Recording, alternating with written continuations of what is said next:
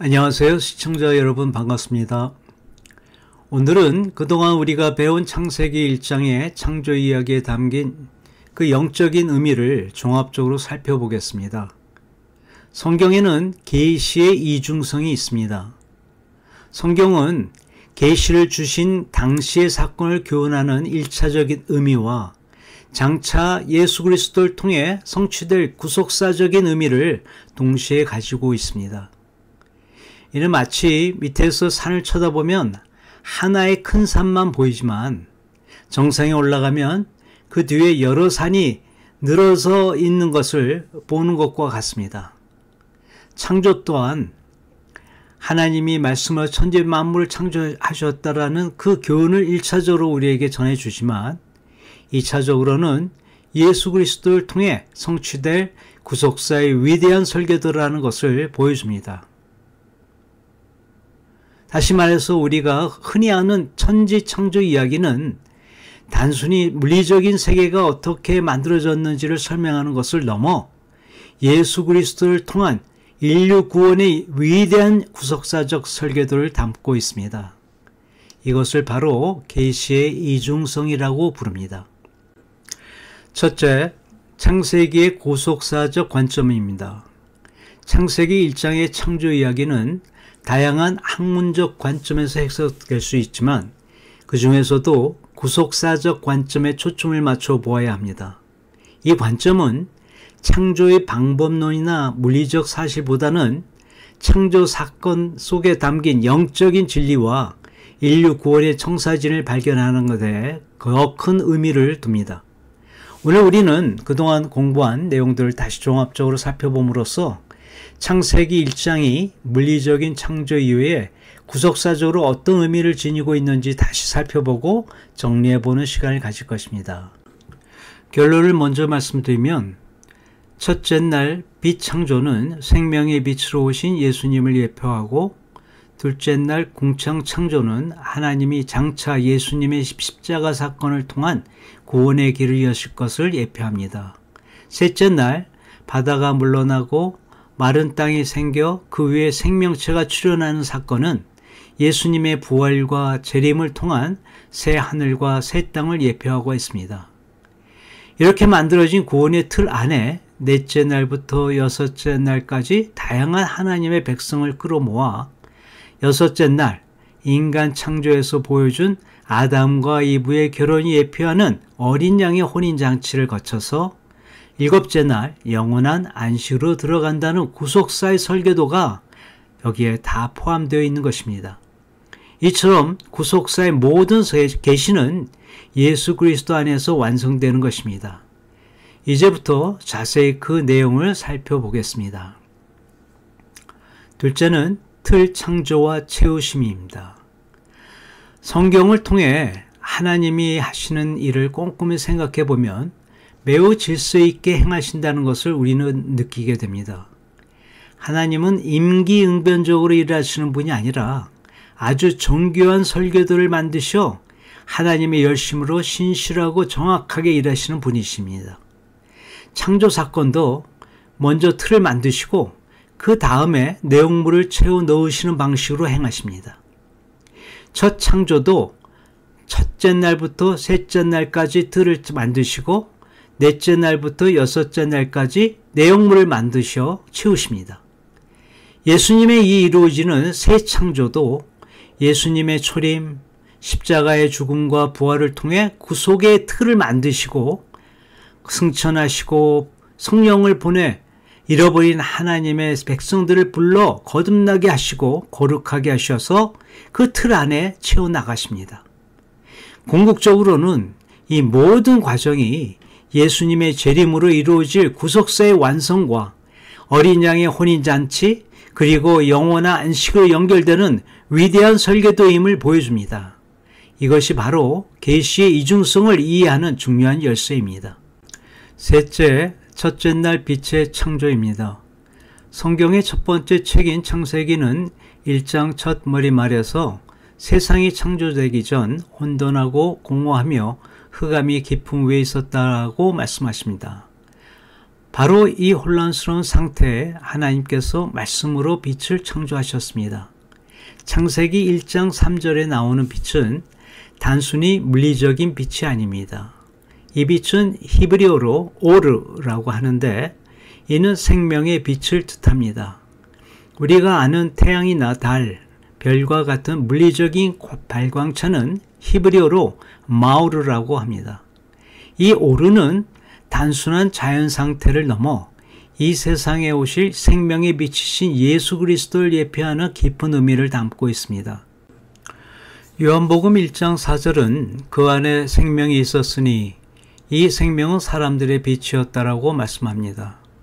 이는 창세기 1장 3절의 오르가 요한복음 1장 4절의 생명의 빛과 동일함을 보여줍니다. 창세기 1장 3절의 빛이 이 땅에 오신 것입니다. 마태복음 27장 45절에 보면 이 생명의 빛이신 예수님께서 십자가에 못 박혀 죽으실 때 태양은 빛을 잃고 온 세상이 어둠으로 변했습니다. 이는 생명의 빛이신 예수님의 죽음을 상징적으로 보여줍니다. 하지만 그 빛은 다시 부활하셨고 그 빛이 성도들의 마음속에 비치기 시작했습니다.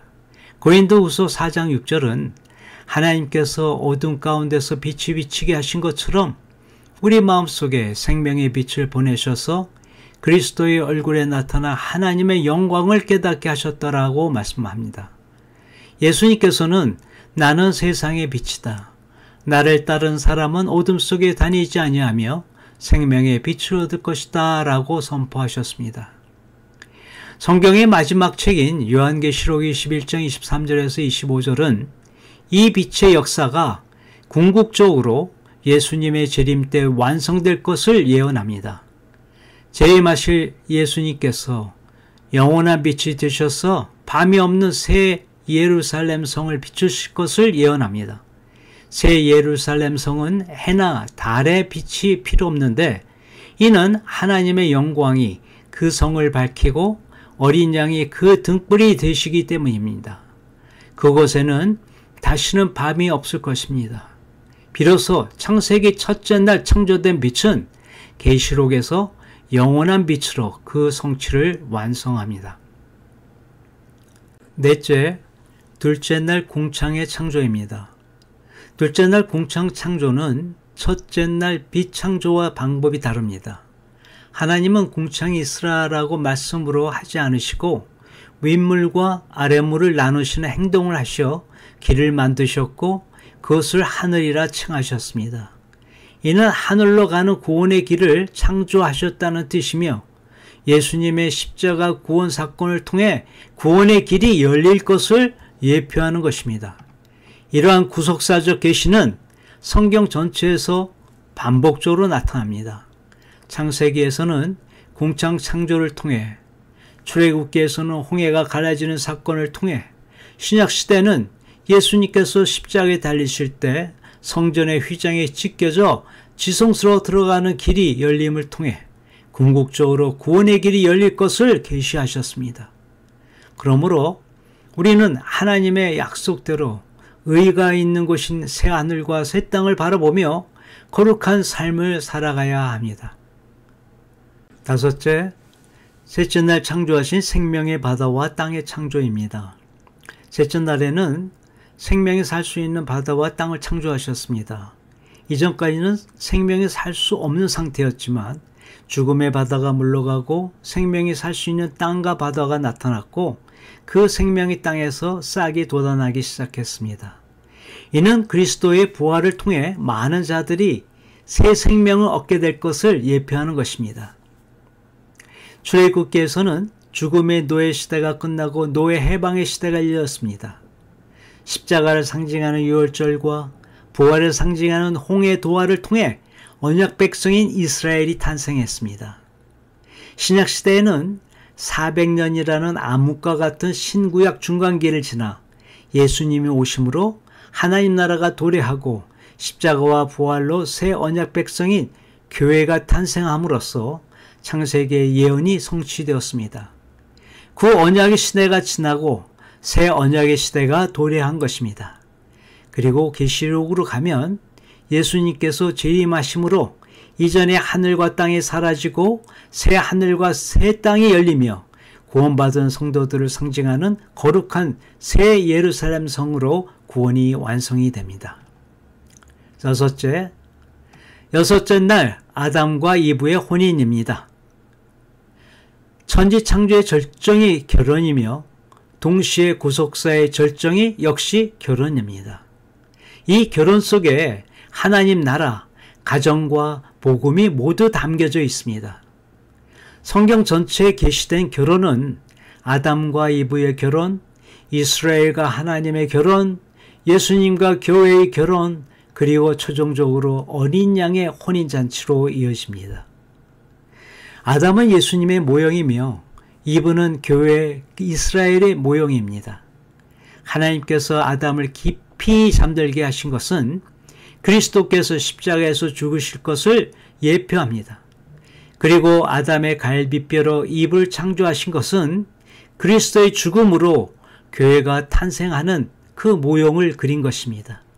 아담과 이브의 혼인은 예수님과 성도 연합을 통한 구원의 모형인 것입니다. 결혼의 세 가지 과정인 부모를 떠남, 히브리어로 아짜부, 연합함, 다바크, 그리고 한 몸을 이룸, 에하드, 이 세 단어는 각각 십자가의 사건, 생명의 연합, 그리고 예수님의 재림이 일어나는 부활의 몸으로 예수님과 하나가 되는 것을 예표하는 깊은 의미를 가지고 있습니다. 일곱째 날 하나님의 안식입니다. 창조의 일곱째 날에 시작된 하나님의 안식은 단순한 휴식이 아니었습니다. 그것은 장차 예수 그리스도를 통해 완성될 영원한 구원의 기쁨을 미리 보여주는 중요한 모형이자 약속이었습니다. 성경적 안식의 의미는 우리의 삶의 궁극적인 목적과 깊이 연결되어 있습니다. 성경적 안식은 하나님과 인간이 각자의 본래 자리로 돌아가 그 본분을 다할 때 이루어지는 완전한 조화의 상태입니다. 즉 하나님은 하나님의 보좌에 앉으시고 인간은 피조물로서 창조주 하나님을 경외하고 그의 말씀대로 사는 것이 안식입니다. 히브리서 4장 9절에서 10절을 보면 그런즉 안식할 때가 하나님의 백성에게 남아있도다. 이미 그의 안식에 들어간 자는 하나님이 자기의 일을 쉬심과 같이 그도 자기의 일을 쉬느니라 라고 말씀하고 있습니다.